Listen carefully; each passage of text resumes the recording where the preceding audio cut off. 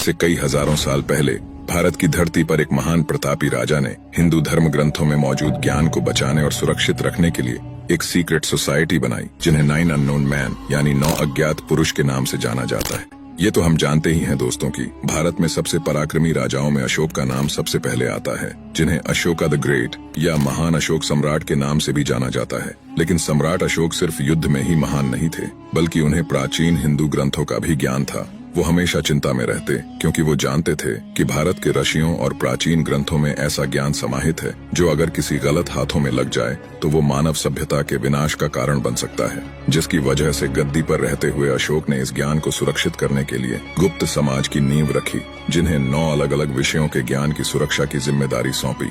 ये 9 लोग पूरी दुनिया में भ्रमण करते और अपने शोध से उस ज्ञान को किताबों का रूप देते। ये गुप्त समाज अपने आप को पीढ़ी दर पीढ़ी आगे बढ़ाता है और अपने ज्ञान को अनुभव व्यक्तियों को इस ज्ञान की सुरक्षा की जिम्मेदारी सौंपता रहता है। और ऐसे ही हजारों सालों से ये गुप्त समाज चल रहा है और समय के साथ ये अपने ज्ञान को अपडेट और बदलते रहते हैं।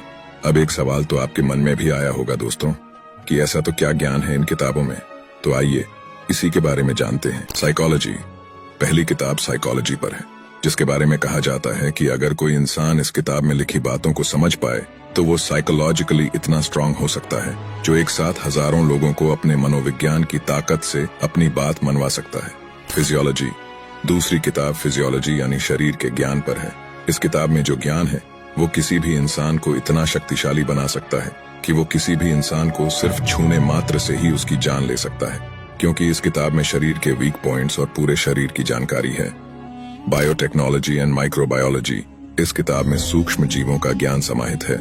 ये किताब दुनिया के लाइफ साइकिल को समझने में मदद करती है। Alchemy and metal transmutation. इस किताब के ज्ञान से कोई भी इंसान किसी भी धातु को सोने में बदल सकता है। कम्युनिकेशंस। इस किताब की जानकारी सिर्फ इंसानों से संपर्क तक नहीं, बल्कि इसमें एलियंस या दूसरी दुनिया के लोगों से बात करने की प्रक्रिया का ज्ञान है। यही से आप अंदाजा लगा सकते हैं दोस्तों कि इन 9 अज्ञात लोगों ने एलियंस की मौजूदगी को भी खोज लिया था और इनका ज्ञान आज की दुनिया से काफी ज्यादा आगे है। ग्रेविटी। छठी किताब ग्रेविटी पर आधारित है और इस किताब में आधुनिक विमान बनाने की पूरी जानकारी है। इस विज्ञान को विमानी शास्त्र कहा जाता है। कॉस्मोजेनेटिक्स। इस किताब का ज्ञान हमें सौरमंडल और पूरे ब्रह्मांड के जन्म से अंत तक की पूरी जानकारी देता है और इस ब्रह्मांड के कई रहस्यों को सुलझाने में मदद करता है, जिन्हें आज की मॉडर्न साइंस भी नहीं खोज पाई है। Properties of light. ये किताब लाइट यानी प्रकाश का वर्णन करती है, जहां इस किताब में प्रकाश को एक हथियार के तौर पर कैसे प्रयोग किया जाता है इसके बारे में बताया गया है। सोशियोलॉजी।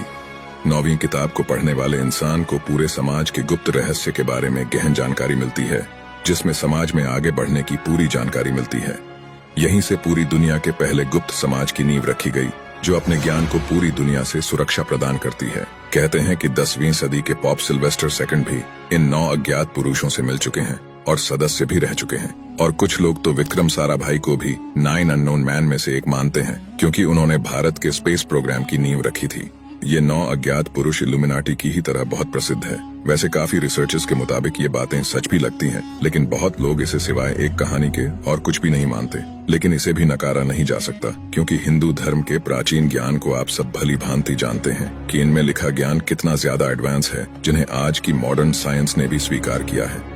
वैसे दोस्तों, आपका इसके बारे में क्या कहना है? अपनी राय कमेंट करके जरूर बताएं और ऐसी ही अमेजिंग वीडियोस के लिए हमारे चैनल को सब्सक्राइब करें।